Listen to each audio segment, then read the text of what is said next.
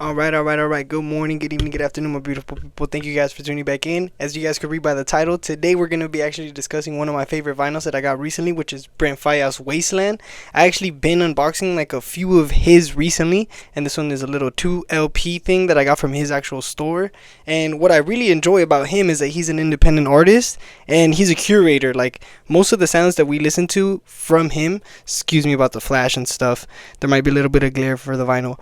But yeah, what I really appreciate about him is that his artistic vision is always very concise, and I also really appreciate the fact that now, as a label owner, because he is under ISO supremacy, most of his work has been done independently, if not with partnerships that still give him the masters and the rights to do whatever he likes. And I really do appreciate him for that, because most of the work that we get from him, it doesn't really cheap out on anything that he wants us to feel or hear or see or whatever it may be.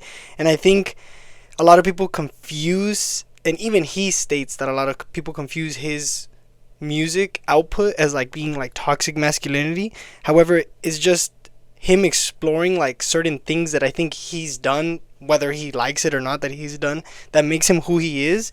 And I think that like rawness, that storytelling that we are able to get through his songs and through his persona that he puts on through his albums. Obviously, that the artists that you hear, the things that you see, yes, they may be true, but to some extent they may not always be true.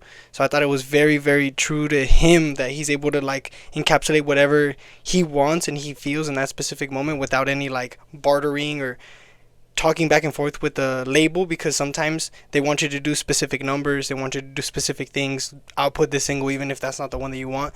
And for this one, I thought it was really cool because he actually ended up releasing this independently, like I noted earlier, and he actually ended up getting number 2 on the Billboard Top 200 when he released this. And it actually deviated from most of his other work because he actually collaborated with Tyler the Creator, Drake, and even the Neptunes, which I thought was pretty cool. Drake and the Neptunes were together, and it was a single that he released, and it was pretty cool. It had like that whole like Bape scheme, obviously because he really appreciates everything that's going on with the culture and stuff. And I thought he's very well tapped into what it is that he likes and what other people like. And like I mentioned, he's a curator. He always wants to do certain things that I think will captivate a lot of people's attention. So I think for him, orchestral sounds like violins, chops that are bringing in certain things that make it seem like grandiose were very well done. And I think him starting off with this one, as I noted in like a couple videos ago, it was with Icon that he actually like made it better. I don't even know how to describe it, because he evolved. Like every work that he's done, whether it be Wasteland, whether it be the one that he did recently, which was Icon, or even the one before that, which was a mixtape that he did with Tim's Intro, which was one of my favorites off of that one. And he also brought in ASAP Ant, and like I mentioned, he's really tapped in. ASAP Ant is one of my favorite rappers from the ASAP crew. Him and 12 are really, really good. They go back and forth very much so.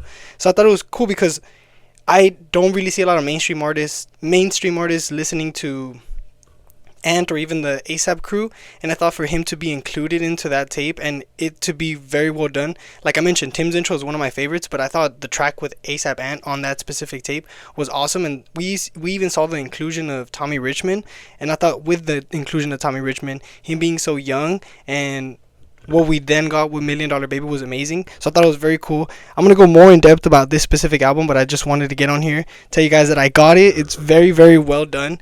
And yeah, let me know which one your guys' favorite tracks are for this one. I would say All Mine, Gravity, Price of Fame was really good, Rolling Stone, Role Model, Jackie Brown. Those are all very good standout tracks. So yeah, I just wanted to get on here. I love you guys. I appreciate you guys for tuning in, and I hope you guys have a great rest of your day. I'll be back later this week.